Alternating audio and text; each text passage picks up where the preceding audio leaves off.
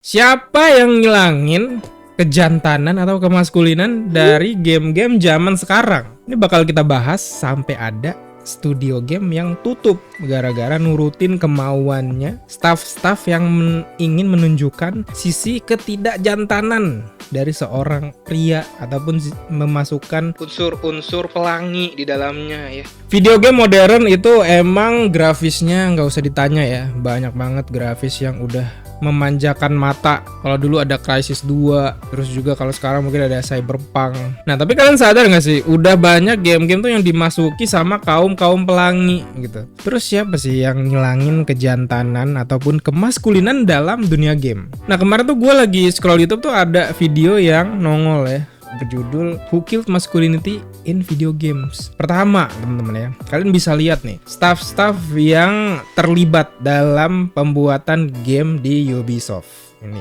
Jadi kenapa alasannya game-game Ubisoft sekarang mungkin berbeda dari zaman yang dulu, coy. Terus juga ada tim developer dari game Halo Infinite. Kita tahu ya game Halo ini bener-bener legend sekali gitu ya. Dan tiba-tiba game laki dibuat cewek, dibuat sama cewek. Oke lah kalau dibuat sama cewek. Ini dibuat sama pelangi gitu loh. Coba kalian bandingin dengan game yang emang bener-bener laki. Contohnya adalah apalagi kalau bukan RDR 2 ya. Red Dead Redemption 2 di mana Arthur Morgan ya, karakter yang sangat kita sukai, terlalu laki banget gitu kan. Emang sih kalau kita pikir RDR 2 tuh mungkin agak sedikit gore, terus juga kata-katanya tuh kasar gitu.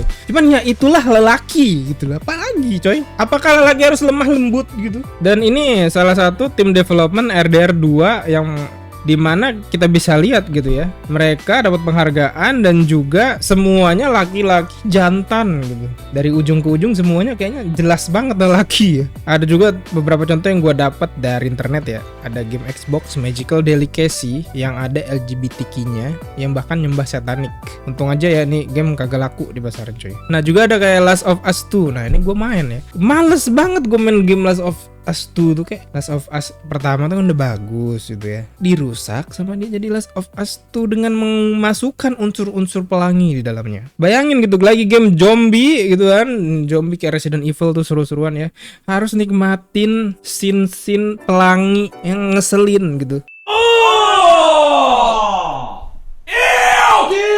Dan ini berbanding terbalik di game-game zaman dahulu ya, kayak 2015 lah ke bawah teman-teman ya. Kayak contoh deh Gears of War, Halo, terus juga game-game militer kayak Call of Duty, terus Splinter Cell. Wah itu gue suka banget sih Splinter Cell coy.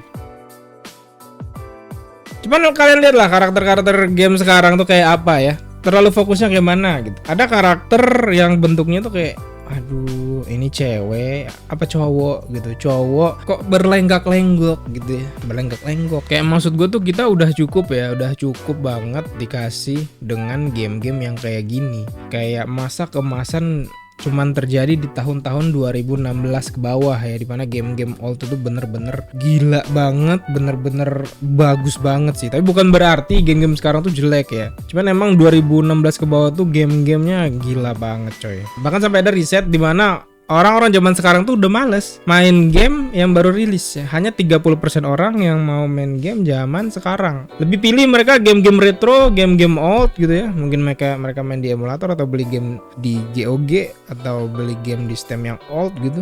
Karena emang lebih menarik dan jelas gitu, baik dari unsur cerita dan lain-lain ya. Terus juga di Reddit itu ada postingan yang dimana ada game developers ya yang membenci gamers. Nah lu bayangin tuh, game developers benci gamers gitu, orang yang mainin gamenya, kan aneh. Kalian tahu kan game Hogwarts Legacy ya, ini di tahun 2024 ini Hogwarts Legacy sudah terjual sampai 24 juta kopi coy. Ya kalian inget lah ya, game Hogwarts Legacy itu hampir aja di cancel gara-gara kaum pelangi gitu kan. Yang cancel pun ada seorang pria yang berpakaian wanita gitu. Terus juga Elden Ring ya, dan sebelumnya pun hampir mau juga di cancel sama kaum pelangi ini karena ada review dari mereka yang mengatakan ada penampilan wanita yang kurang mengenakan di game itu ya. Atau juga game COD zaman dulu nih emang terlalu barbar sih, terlalu mengerikan gitu. Cuman ya dunia sesungguhnya yang ngomong begitu gitu loh. Terus juga ada Stellar Blade ya, yang bener-bener emang cewek tulen gitu. Emang fan service sih, banyak juga pro kontra di game Stellar Blade ini. Cuman ya jelas, ini game khusus untuk laki-laki yang suka kultur, coy.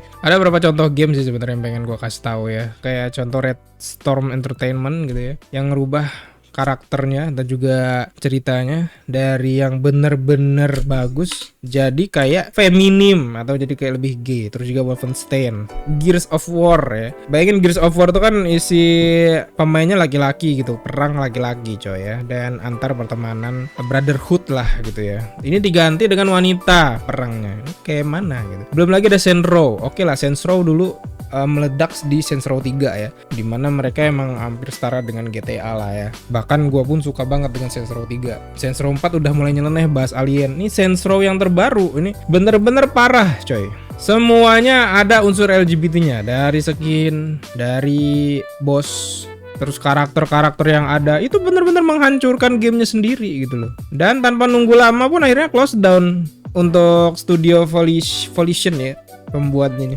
Padahal ini game sebenarnya bagus, kenapa dimasukin unsur-unsur ini? Dan sampai tutup studio, close down di tahun 2022 kemarin.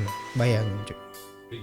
Ingat nggak kalian tahun 2001 di mana konsol Xbox itu dirilis ya? Mereka itu menampilkan The Rock, Dwayne Johnson coy. Lihatlah betapa lakinya ya, betapa garangnya dulu mereka menggambarkan laki-laki seutuhnya guys. Beda dengan zaman sekarang ya. Dan mereka sebenarnya kayak udah nggak peduli lagi sama keuntungan ya. Mereka mau ngerubah budaya kita sesuai dengan visi mereka yang harus kayak pelangi gitu loh. Dan gue sebagai seorang gamers ya yang udah main game udah lama gitu, cukup sedih sih ngelihat game-game zaman sekarang itu kayak sekedar lewat doang, apalagi udah ada isinya. Wah, gue yang paling kecewa itu adalah Last of Us 2 sih sebenarnya ya. Kalau begini caranya, gue mah main game yang zaman dulu aja, main Tetris, main Harvest Moon.